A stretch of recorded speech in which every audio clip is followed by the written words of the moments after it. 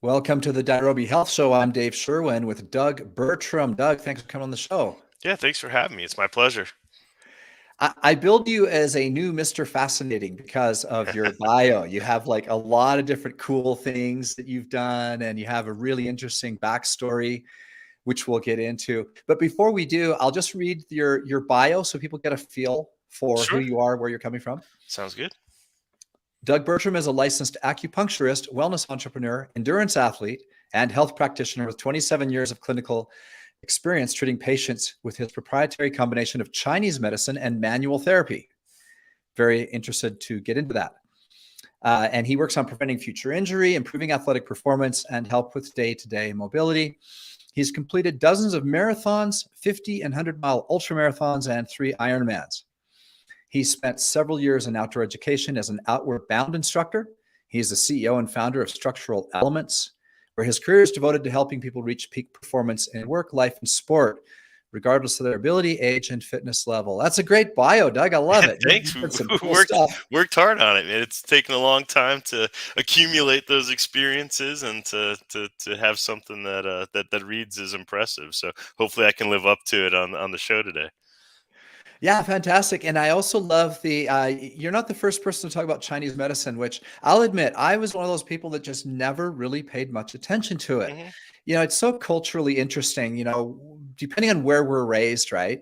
Our way is the right way, and other countries' ways are strange, right? And that's generally the way it is, whether you're raised in England or America or India or Pakistan, whatever, you're raised in you're raised normal. Right, and everything else is Everything strange, else right? is Yeah, strange. totally, absolutely. Well, especially when it comes to Chinese medicine, I think that there is a lot lost in translation, and some of the language is a little, hard to wrap your head around with a Western mind. When you start talking about things Yeah. like chi flow and and something being wrong with your liver, or your spleen, it's like we don't even talk about spleen much in Western unless you've ruptured it. So Yeah. to when you get into some of that language, it can be a little isolating or a little polarizing. And we in our practice here, we don't use any of that language. I look at energy as communication, right? So chi flow is simply the ability of the body to communicate with itself and its environment. And we don't really look at things in terms of meridians or channels. We look at connective tissue, and all of the meridians are dissectable, right? They follow connective tissue lines and paths, and you can put your hands on them and you can see them, in dissection and everything else. So all of a sudden, when you start bridging simple language gaps, the medicine becomes very accessible. It's so interesting. It sounds like you're doing for Chinese medicine what Sam Harris did for Buddhism. Well, I mean, that's that's a big compliment, but yeah, it's to make work accessible. That's the goal. Okay, interesting. Now, you're not the first person. Andy Chen, who has a really outstanding book, he was on my podcast a couple weeks ago. He said a similar thing. He was raised in Hong Kong with Chinese medicine as his primary form of modality, and then he came to the States where he did schooling and lived for 10 years, and then went back to Hong Kong. And he said a very similar thing to what you just said, and that is that Westerners sometimes think they understand Chinese medicine, but they just don't. Yeah. Well, And there's so, yeah, there's a few things that I think have been disservices. One of the biggest ones is how we're licensed in the states, right? okay. You don't really hear the term doctor of Chinese medicine very often. What you hear a lot of is acupuncturist. Right. Hmm. And that's how we're licensed in most states, which is very misleading because the study of Chinese medicine is looking at not only using acupuncture as a tool, but it's also looking at dietetics. It's looking at exercise science. We do manual therapy manipulations. It's looking at kind of the body as a whole system, and it really gets lost in translation when all you're highlighting is acupuncture. right? It's only Yeah. one tool in the tool belt. I say that would be like calling Thomas Keller from the French Laundry, a spatula chef, right? It's like, no, it's like he's a chef, right? And a spatula is just one of his tools in his kitchen. It's very misleading when you label somebody by a tool. Orthopedic surgeons aren't scalpelists, right? They're orthopedic surgeons, and so Interesting. that's what makes it really misleading. Okay, that and then the metaphysical element. And so my comment about Sam Harris, it sounds like you knew what I meant by that when I Sure, said yeah. that. I mean, I went to college at a Buddhist university, so okay. I studied Buddhism and on a pretty deep level before moving on to Chinese medicine. So Okay, so there's a similar thing there. There's all these concepts, nirvana, and there's talks of states, and there's talks of reaching different, having what in in the West we call peak experiences, yeah, but in the East they would use different words. But he's just created his app, Waking Up, where it's all very accessible. mhm. And he spent 10 years in India learning all this stuff, and then comes back and teaches it in a way that is very understandable for us. Now, I think let's take another example of yoga and to just flesh this out a little bit, okay? Yeah, Because please. I think that in yoga, for example, all these terms are used where people may not realize that they're reaching the bar because these strange terms are used that they can't really relate to, and they Sure. wonder if there's supposed to be some firecracker go off in their soul, or some crazy thing happen, or one of these peak experiences, or something that should just happen, and they lose touch with the fact that it might be as simple as they feel good. Right, Right? absolutely. Yeah, I like to keep things really simple. I'm a Midwest boy, and I like things that I can touch. I like things that I can wrap my head around and that a third grader would understand. And so for me, yoga is a breath practice, right? And if Okay, you if you're interesting. not if you are not looking at it as an opportunity to connect with and experience your breath, then you're just putting yourself into funny shapes. Right. And Okay. all of the dogmatic, benefits are really about a deeper sense of connection that is facilitated by animating oneself with breath, right? Yeah. And Yeah. breath is the way in which we fuse the internal and external worlds.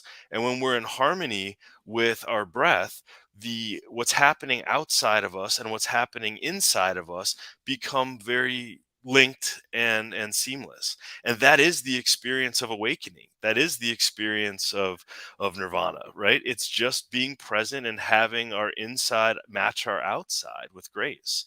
And it doesn't have to be something, real esoteric or strange. It's just that moment of feeling connected.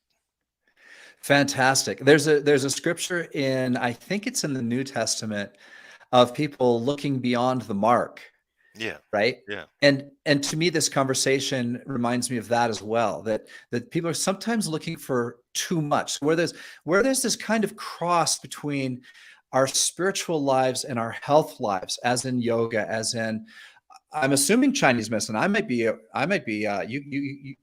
sure if the wording spirituality and our physical body is part of how TCM works. Maybe a Chinese practitioner wouldn't use those exact terms, No, they but they would, but what's interesting is it's not talked about separately, right? okay, It's not you have physical ailments and you have mental ailments and you have what they would call like the spirit of different elements, right? So you have these kind of each organ system is connected to emotion and to kind of function on a higher level, but they don't look at those things independent of one another, right? It's all in relation to one another. So you can't okay, achieve a higher mental state or more spiritual awakeness if you have physical ailments where your body is out of balance. They look at those things of needing to be brought into focus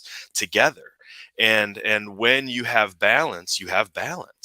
Right. And that's the goal, right? Is achieving those moments of balance. And whether it's yoga, whether it's meditation, whether it's, receiving an acupuncture treatment or a manual therapy session, when we experience balance, it is a moment in time. As soon as we've labeled it, as soon as we were like, oh, I'm there, right? I've found it, right? It's already gone. And now we need to see, now we need to look for it again, right? Yeah. And Yeah. and a master is somebody that can find balance again and again, not maintain a state of balance. There's no such thing, right? It's we Yeah. eliminate, we shrink the gaps between times of being out of balance, and Yeah. that's mastery. Excellent. And corollary to that subject, one of the things I've learned for myself is as I've zigged and zagged and tried to figure life out, right? And health and balance and all these things, is that there is no arrival point. No. We get this thought in our head that, oh, when I do this, man, life will really be great. When I'm gonna run that marathon, and boy, when I run that marathon, life's gonna be different. And then the Life marathon begins comes and when, goes, yeah. and we tend to well, it's impermanence, right? We tend to forget that everything's impermanent, everything's transient. Our emotions are constantly changing. We can't even really control our own thoughts. One of the things you learn in meditation, if you sit and try to turn off your thoughts, you find out within 10 seconds that something pops in your head, whether you want it to or not, right? So we're human, and we're going through all these transitory stages. But I like what you said about not so much thinking about being in balance all the time, which is an unrealistic goal, but shooting for it. And maybe it's kind of like walking the straight and narrow. You can't really walk the straight and narrow, but you can cross it a lot. Yeah, right. Exactly. And you try to deviate less and less from the path, right? Right. And so one of the things that I love, you're kind of talking about almost the spiritual materialism, right? This accumulation of experiences that are to define you, that are somewhat externally validated. And Right. what I really love is, meditation is not a practice of trying to outpace your anxiety with calming thoughts, right? That's not really the goal, nor is it effective, right? It's really about taking inventory and developing a more um, vivid communication with all parts of yourself, right? And to be able to feel, to sense, to notice, and to respond with recentering. And that recentering happens through the breath. And so when you notice, man, I really have a lot of pain in my back, right? It's like, okay, it's there. I notice it. I labeled it. Okay, now return back to my breath and to try and find peace with it, and to recenter. And oftentimes through that process, pain dissipates, and we start to learn that we have a say in our experience, right? And it's kind of a two-way road, right? But if we're not paying attention, and there's a topic that I'd really love to get into around all of this, is we can't leave our physiology behind. So a lot of people want to introduce calming thoughts or calming music or visualize being in a serene place. But if our physiology is not also downregulating into a more relaxed parasympathetic state, we can't get there. Right. And Right. so we can't leave the physiology behind. And this is like our whole thesis is around developing tools to help people build awareness of what their stress response is, right? Is my heart racing? Is my breath shallow? Do I have pain? Am I, is my stress response internally appropriate given the demand of my situation? Right. And sometimes yes, sometimes no. But that's the awareness, that's mindfulness, right? That's almost I love the term body mindfulness, right? It's really looking at and listening to the two-way communication system of our bodies and our minds, and how that system communicates. And that's my fascination with the world, is that exploration right there. Okay, cool. And so let's back up a little bit. You have a practice. What kind of person comes to you? Give us like an avatar. If you have kind of a typical Yeah, person who often comes in more often than not. the simple answer is active individuals, Okay, Okay. that's the simple answer. Now we treat pro athletes. Hmm. We've worked with, with Major League Baseball teams. We worked with, NFL, All Stars. We have worked with a lot of high level performing athletes. We've also worked with a lot of spinal injury patients, right? We've Hmm. worked with people that are recovering from major injuries. We also work with the ma and pa, the grandma who just wants to be able to hang out with her grandkids and not hurt afterwards, right? So the Okay. active goal is really important for the success of our practice, and we don't focus ever on making pain go away. That's not our focus. Our focus is on what would you do without this pain? If this pain didn't exist, what would life look like? Okay. And so if your goal is, say, hey man, I've really been dealing with this knee pain. Well, what would you do if this knee pain wasn't there? Oh, well, I really want to run a marathon. Okay, well, let's focus on the marathon. Right. And that's the contract that we have with all of our patients, is that we're helping them move closer to achieving their active goals. Okay, interesting. And then how do you do that? You're obviously what I would call a holistic company or practice, depending on whatever you call it here. And so the person comes in and they have the goal of running a marathon. That's Yeah. actually a bucket list item for Yeah, for a lot of probably a people, whole yeah, lot of people. sure. Uh, So, and uh, yeah, now what do you do? yeah, our core competency is in aligning the structures of the body. So we call ourselves body engineers, and that is our road in. Now, it's not to say that there aren't, cascade of benefits that come from that may include better sleep, better digestion, less anxiety, all of that. But our way in is to align the physical body. So we start with every patient with them, standing. We look at them in terms of postural symmetries. We're of the pelvis school of thought. We measure any sort of deviation or rotation in the pelvis. It doesn't always start in the pelvis, but once it's in the pelvis, it's everywhere.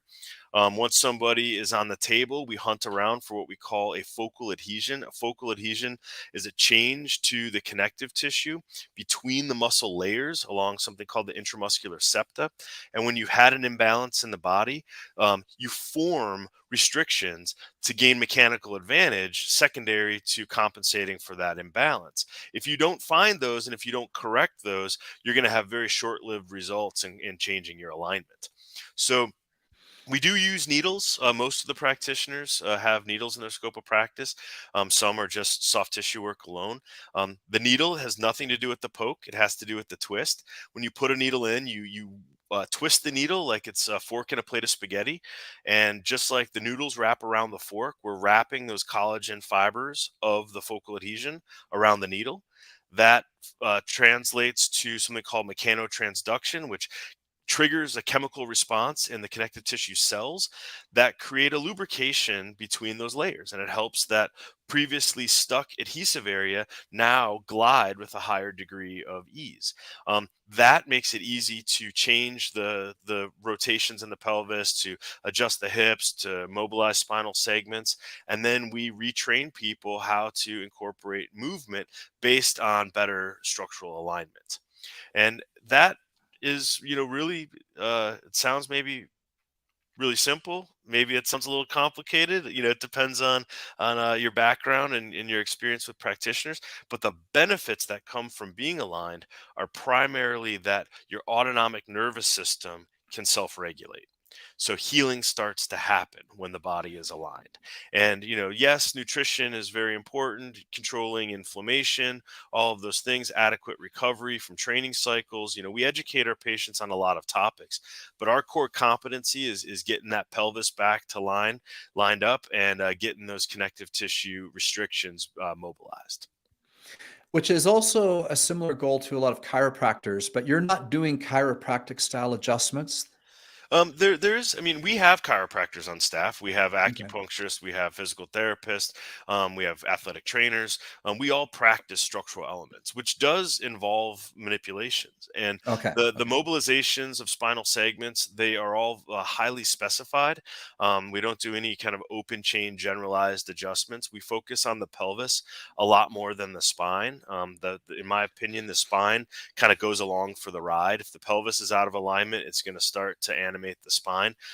You want your eyes and ears to be level no matter who you are and what you do. So if you have any imbalance in the body, you are going to compensate to get your auditory and visual fields back to a neutral horizon.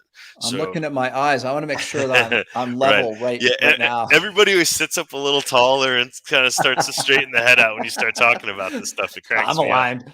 Yeah, exactly. It cracks me up. So yeah. Yeah, interesting.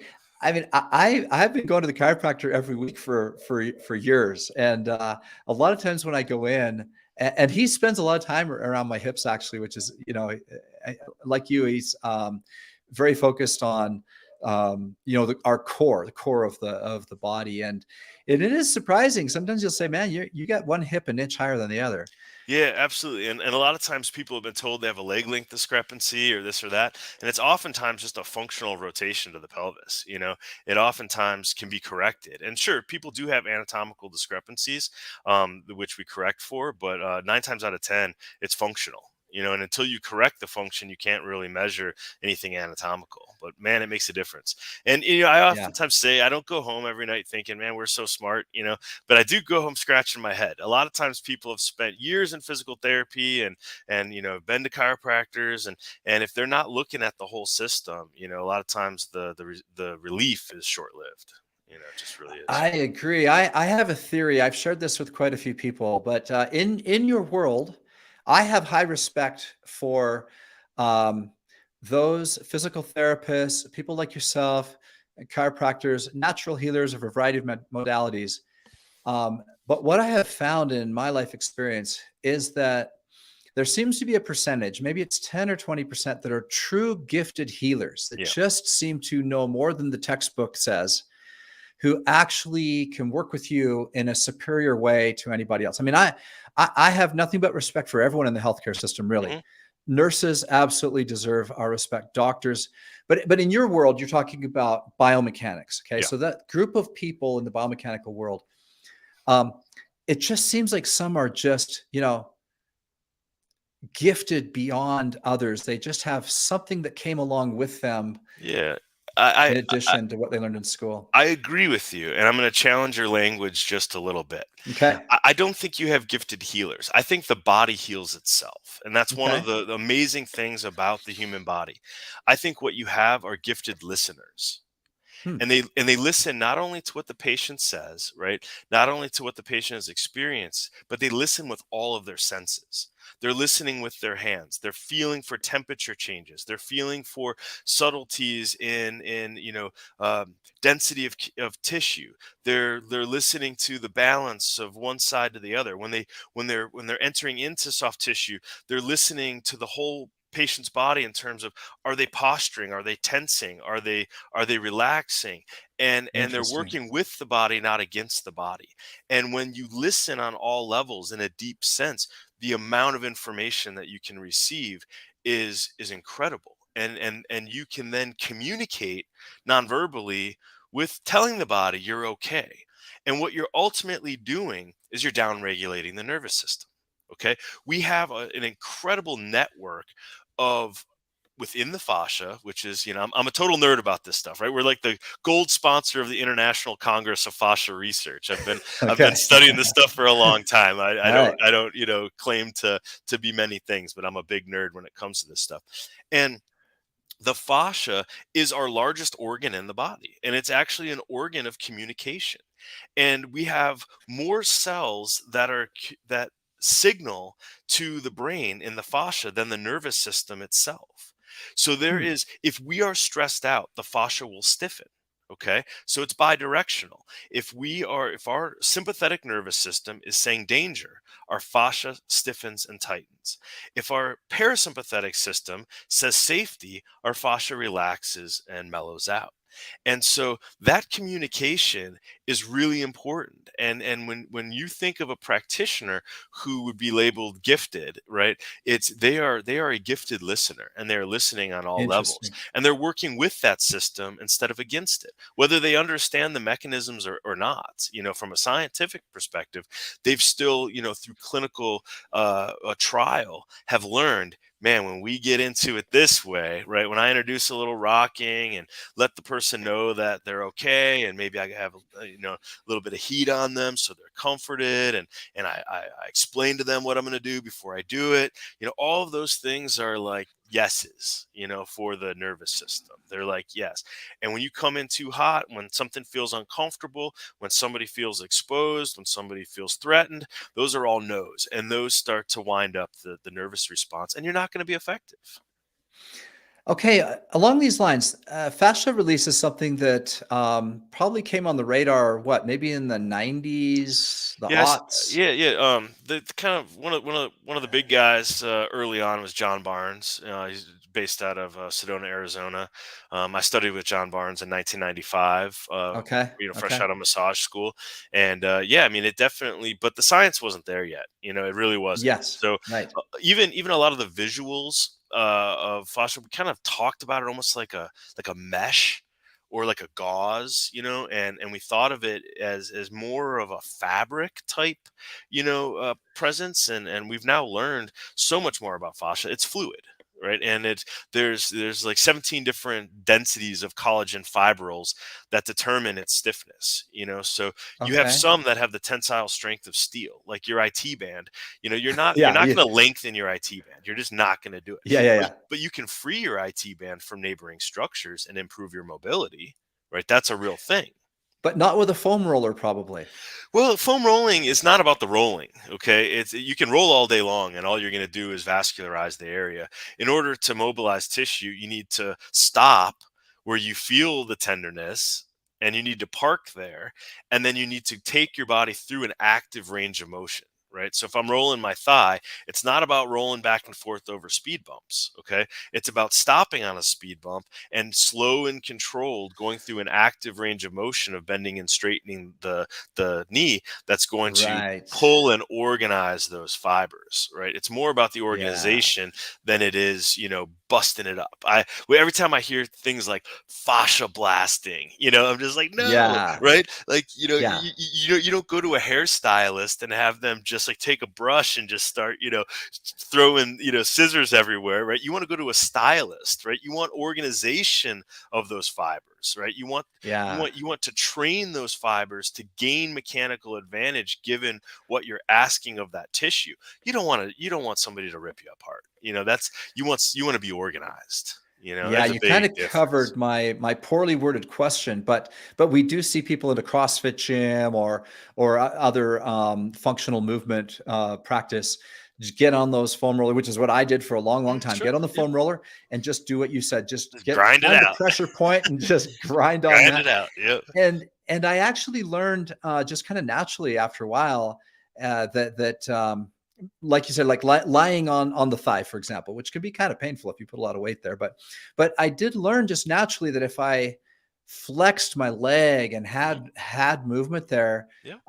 that was more likely to get rid of it. At the same time, though, um, don't we find that movement generally, natural movements and things like yoga, um, are that we could spend a whole lot of time on a foam roller and not get that much bang for our buck? Is there other things that are really better? The other thing is, Doug, this is a two-part question. I have found the quest for mobility and flexibility to be very frustrating. At times, I think I'd have to spend time 3 times a day to Mhm. really make progress. Like Yeah. I have a pretty good mobility program as part of my own program, and I can get really serious about it. And I can do yoga 2 or 3 times a week mixed in there, and really not make much progress. And so I throw that out to you. Is there better ways? Is there more movement based methodologies that are Yeah. better than what we're generally doing? There's a yes, there are, and you've asked some great questions, but a lot of them are just a big can of worms that I just can't resist diving Right, right. into because. So here's the deal: is the reason. So there's mobility and there's flexibility. Okay, Yeah. and flexibility is the ability for a joint to reach range of motion. Okay, mobility is how we sequence movements, in real time. Okay, so your flexibility is whether I can take your hip and get it to full range of motion. Your mobility is when you are moving yourself, can you get into a similar range of motion? Okay, and I'm going to give you a little case study here that's going to paint a really vivid picture. So I had a young male ballet dancer that came to me a few months back, and this poor kid had been tortured. I mean, they had his leg up on the bar, they're laying on his back, they're foam rolling him, they're doing all these stretches, and this poor kid was making zero progress. Okay. Okay. And the moment that I got my hands on him, I checked his joint range of motion and I said, your flexibility is fine. Okay. We can get you into well within normal range. Okay. However, when you move and you are trying to get your body into certain positions, you lock up. Okay. That is not about flexibility. That is about neural tone. Okay. And neural tone is how much tension there is in the nervous system. This poor kid had no down regulation of his nervous system. A lot of people, when you flex their foot into dorsiflexion, it's not a fluid movement. You'll see something happen like where it ratchets a little bit, it bounces. Okay. Yet they can achieve the full range of motion. But that bouncing that happens is when you start to trigger your stretch receptors in the connective tissue, and what they are perceiving is danger. Okay. Hmm. From overstretching, or from feeling like protecting a joint surface, or from lack of balance and coordination. And when you feel threatened, like, man, I might fall, or you feel threatened, like, man, if I really let that leg come up, I'm going to damage my hip, right? Or I'm putting too much pressure on my knee. You are going to have increased neural tone, and that is going to reduce mobility. So, going back to the breath in yoga, okay? Now, you said the foam roller, just mashing around on the foam roller, not very effective. And I agree with you. But if you find a spot, you relax, you connect to your breath, and you go through a conscious series of movements and relax into it and ease into it, it's a very effective tool. Okay. Yeah. So it Okay, just cool. depends on how you use them, is the takeaway there. Okay, so before we move on to the next subject, then takeaways for people at home. Now, I understand at the end, you've probably got something to offer people. There's probably services you can give to people, but let's talk to those people that are either like not in the country or just not gonna. But give them some functional tips for those at home doing their own thing who just want to improve their flexibility, their mobility, create fascia release. What would be some simple programs or simple ideas, or maybe even things not to do Yeah. for them to improve? Yeah, so there's our gift to the world at Structural Elements is an exercise that we call traction. Okay, and traction involves laying flat on your back on a firm surface. So it's the floor for most people. Most beds and things like that are too soft. So laying flat on the floor with your knees bent, your feet flat on the floor. You first start by setting your pelvis. So you kind of do a little bit of a pelvic tilt where you take the curvature out of your low back so that your low back is nice and flat, followed by tucking your chin. What you've just done is you've lengthened your spine. You then place your arms out to your sides, palms face up. So you've just reduced the internal rotation of your shoulders. And you lay in that position and you do deep abdominal breathing, which is pushing the abdomen towards the ceiling with each inhale.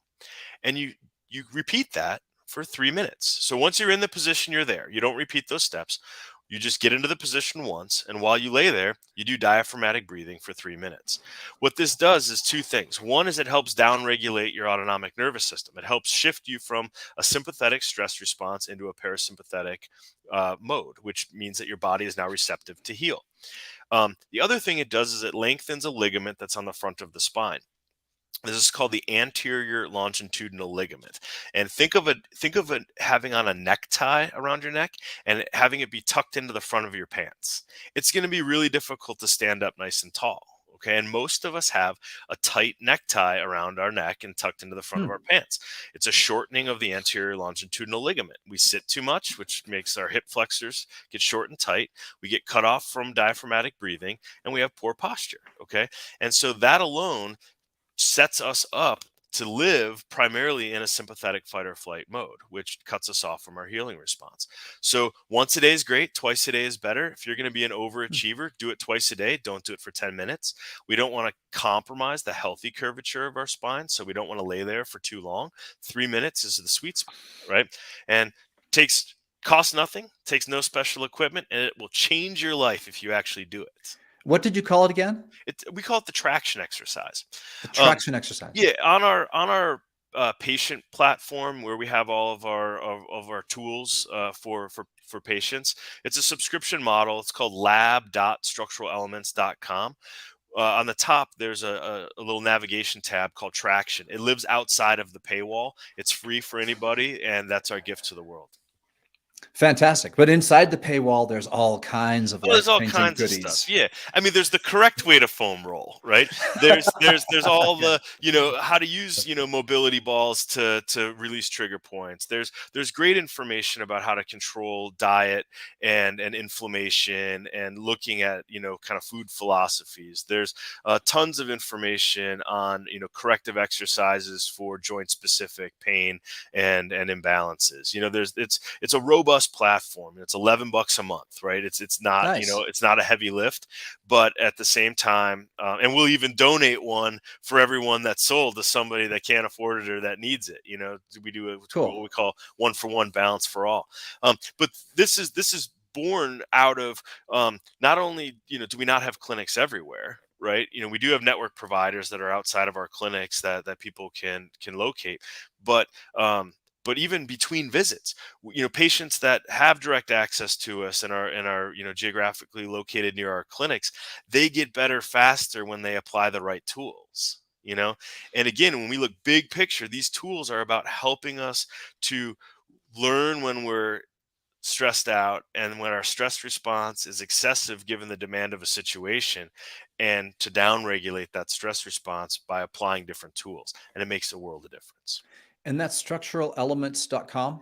Yeah, so structuralelements.com is our core site, which is patient, for making appointments to come to our clinics. Okay. The platform and the subscription is LAB, which stands for Learn and Apply Balance .structuralelements.com.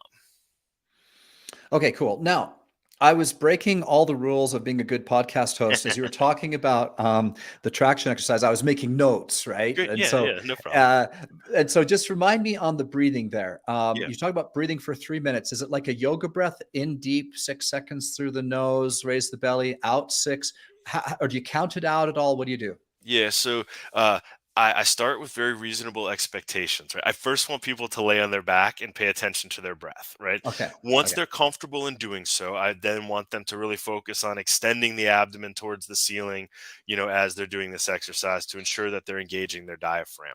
If you really want to get fancy with it, having an exhale that is longer than the inhale, okay, Okay.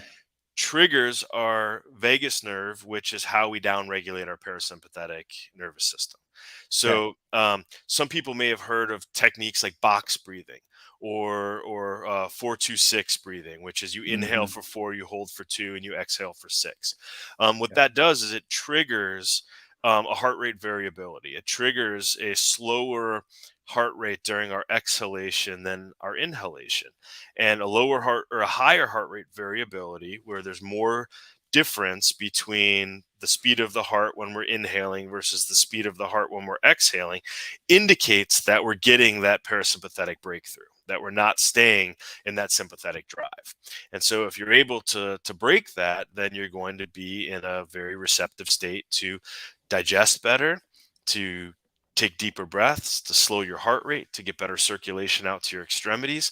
And that is, the main mechanisms of how the body recovers. Fantastic. Now, you talk a lot about stress management. It's something you talk a lot about to your patients. I assume what you just described, that sounds like a really great part of a stress management program to me, just lying down, breathing for 3 minutes. It's a great tool. Yeah. But what else do you teach in regards to stress management? Yeah. So our core thesis is performance. Okay. What we're helping, we're helping, individuals reach their active goals. Okay. In work, life, and sport. And performance requires stress management. Okay. So, the reason why we focus on stress management is to make sure that people are set up to perform. And, I use this example too. Stress isn't a bad thing. Okay, let's not give stress a bad name. Stress is critical to our survival. Stress is what increases our immune system. Stress is what allows us to develop the cognitive function to perform in a high demand situation, right? It turns us into a physiologic machine that allows us to deal with, with high demand. And I use the example, we just had, March Madness, pass through the NCAA tournament. You know, 2 seconds left on the shot clock. What are you going to do? You're not going to go sit at half court and meditate, right? No, Yeah, yeah, yeah. you have to center yourself. You have to connect to your breath. You have to find that calibration in real time in order to make the game winning shot. Hmm. And so, I don't want to set up the listeners to think that stress is something we have to overcome. Guess what? It ain't going anywhere, right? We're always going to have stress. We're going to have environmental stress. We're going to have, chemical stress. We're going to have emotional stress. And stress doesn't discriminate in terms of how it affects the body physiologically.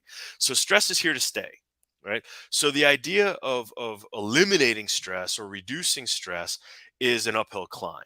What we can do is make sure that when the high demand situation is done, that we don't stay in a high stress state, Hmm. because that's when it becomes chronic and starts to affect our health. Okay. We're getting chased by a cheetah. You want to be in a high stress response, right? It's fight or Yeah. flight's there for a reason. But once we're home, once we're not stuck in traffic, once, the inbox is cleared out, that's when we need to learn to downregulate into this parasympathetic state. And I've just told you how you can do it in 3 minutes. Right. And so implementing those tools of consciously saying, all right, I'm no longer in the situation. I'm now home. I have the ability to switch gears here. Maybe I'm going to go take 3 minutes, and now I'm more present with my kids. Now my first reaction isn't to start, venting about how hard my day was. Maybe now my first reaction is, oh, wow, physiologically, I'm different than when I walked in the door. And now I can start to ask them about their day. And what would you guys like to do? Should we play a game? Should we, how would we like to enjoy our evening together versus just carrying all of that right in with us? Yeah. Into a low demand situation. Doug, do you have a morning routine? Yeah, it's pretty straightforward, man. It's not going to impress anybody. It's like I like to have a cup of half calf. I really enjoy making my girls lunches and spending some time with them before they head out the door. And once they head out the door, I take 5-10 minutes just to make sure that I'm kind of in a centered stage before I head out and start to get ready for my day. And it doesn't look like anything crazy. I'm actually not super comfortable sitting on a cushion in terms of meditation. I'm lucky enough to have a really nice view out of our picture window in our living room, and I've got a comfy chair. And I'll oftentimes just go sit, breathe for a little bit, and try to get that parasympathetic system to kick in. After the hustle of the morning's done, I just take a moment. And that's the whole thesis. Is this? It's not. Calendar crowding is a very real thing. When we start adding more things that we have to pack in a day's time, it adds stress, right? I don't want another thing that I have to go do, right? But I want to find ways throughout my day that I can hit the reset button so I don't need to take an hour to recover, right? I want to Yeah. make sure that I'm maintaining, kind of a reasonable level of stress throughout the day. And the only way you can do that is through awareness of when it's creeping in, you know, and a lot of that is listening to your body. When your body's screaming at you, listen, right? Don't just Yeah. shove it down. It's that communication is there for a reason. Well, fantastic. You've given us a lot of really interesting things to think about. I love your holistic approach and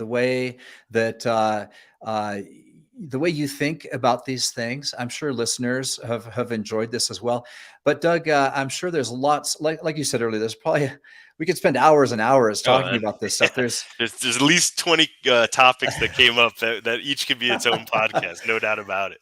Yeah, but that being said, uh, what closing thought might you leave with us of something you haven't said yet that you think would be really valuable to our listeners? Posture matters. What your grandma always used to tell you in terms of sit up straight, and it matters. And the way that I cue people to find good posture is as simple as pretend that you have a bolt screwed onto your sternum, and that there's a cable lifting you up at a 45-degree angle from that bolt. And when you lift the sternum, everything else knows what to do. Okay. Okay. And when you lift that sternum up, and get tall from the sternum, the shoulders now have a place to go. The chin has a place to tuck. And when you're in relative good posture, you have room for your breath. When you're in relative good posture, you are relaxing your nervous system. And it is amazing how much better that sets you up to, and this is kind of my kitschiness here, but to lead from your heart and not from your head. Right. And so much of us are going around leading with our heads. Right. And when you Okay. lift that sternum up, it's amazing. You will find yourself being more patient. You'll find yourself experiencing more kindness. And it's all about being kind of vulnerable and open to the world. And it matters. It just does. You can't fake it. You have to do it. And if you do it, it makes a huge difference. Posture matters. Well, fantastic, Doug. This has been really fun to talk to you. I'd love to have you back another time because Yeah, there was a anytime. whole lot of things we could talk about that we didn't. But tell us one more time. You've got this very cool, affordable program, 11 bucks a month. And for those that can afford it, it's going to get someone else a program. You I got it. love that. And tell us one more time where people find it. Yeah, lab dot structuralelements.com is the direct link. And if you find yourself just at structural elements, you can link to it from there as well. But lab.structuralelements.com. It'll cost you 11 bucks a month, and there is a plethora of tools that will really help you to perform in work, life, and sport through paying attention to the communication that's happening within your body. I love it. And you even mentioned nutrition there too. Absolutely. Yep. There's some Wow. great stuff. And it's not what to eat, it's how to eat, right? It's how to think about, greens. It's how to think about, inflammation and how our diet, plays into inflammation. It's food philosophies. It's not fad diets or anything like that. Excellent. Well, Doug, thanks so much for coming on the show. Yeah, it's been my pleasure. I really appreciate you having me. Yeah, it's been fantastic. And for those of you listening, this is Dave Sherwin wishing you health and success.